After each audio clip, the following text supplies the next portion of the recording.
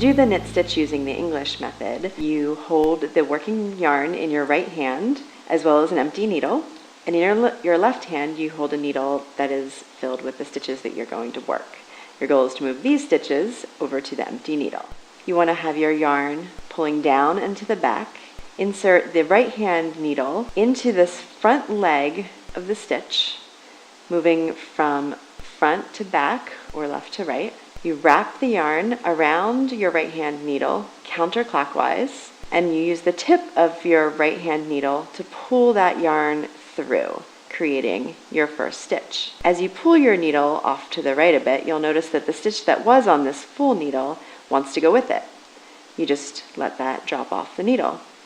So insert the needle through the front leg, wrap the yarn counterclockwise, pull the yarn through, drop the stitch off. So as you get to the end of your row, you just continue to knit those stitches as you've been doing. And when you get to the final stitch, you just want to make sure that it doesn't get pulled off the needle, so maybe put your index finger behind it.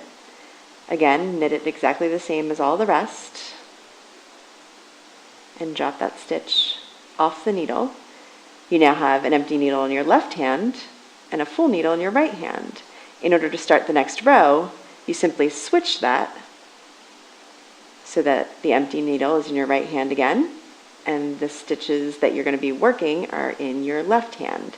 A good habit to get into is to pull down a little bit, just lightly on your work, because that will help orient the stitches the way you want to be seeing them.